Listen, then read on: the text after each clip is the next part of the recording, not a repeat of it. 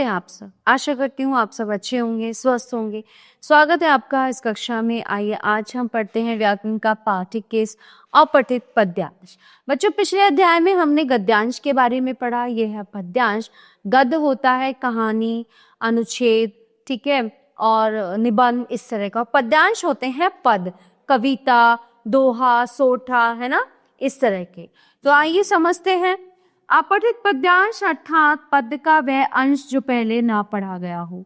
इसमें दिए गए पद्यांश को ध्यानपूर्वक पढ़कर उस पर आधारित प्रश्नों के उत्तर लिखने होते हैं।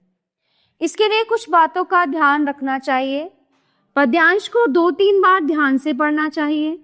पद्यांश के आधार पर दिए गए प्रश्नों को ठीक से पढ़ना और समझना चाहिए। प्रश्नों के उत्तर अपने शब्दों में लिखने चाहिए। प्रश्नों के उत्तर सटीक और संक्षिप्त होने चाहिए। पद्यांश का शीर्षक छोटा और सार्थक हो, इस बात का ध्यान रखना चाहिए। तो निम्नलिखित पद्यांशों को ध्यानपूर्वक पढ़िए तथा पूछे गए प्रश्नों के उत्तर दीजिए। चल पड़े पैर जिस ओर पथिक उस पथ से फिर डरना कैसा, होकर यह रुक रुक कर बढ़ना कैसा, होकर चलने को उद्यत तुम ना तोड़ सके बंधन घर के, सपने सुख वैभव के राही ना छोड़ सके अपने उर के।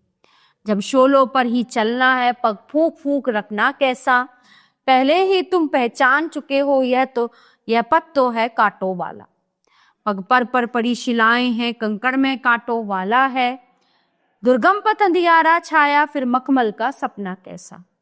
होता है प्रेम फकीरी से इस पथ पर बढ़ने वालों को, पथ पर बिछ जाना पड़ता है इस पथ पर बढ़ने वालों को। अपने सुख को खोने आकर ये दुख सुख का रोना कैसा। तो बच्चों यहाँ पे प्रश्न उत्तर दिए गए हैं पाठ से संबंधित। तो कवि किस पथ पर बढ़ना चाहता है? कवि समाज सेवा के पथ पर आगे बढ़ना चाहता है। पथ कैसा है? पथ कांटों से भरा तथा पथरीला है। इस पथ पर चलने वालों का प्रेम किससे होता है? इस पथ पर चलने वालों का प्रेम फकीरी से होता है। घर के बंधन का क्या अर्थ है? घर के बंधन का अर्थ है मोह माया का बंधन। तो इसी तरह से हमें ये पैराग्राफ यानी पद्यांश पढ़ना है और हमें जो प्रश्न दिए गए हैं उनके उत्तर हमें देने होते हैं। तो प्यारे बच्चों, ये पाठ यहीं पे समाप्त होता है। आशा करती हूँ आपको अच्छे से समझ आया होगा। मिलते हैं अगली कक्षा में। धन्यवाद।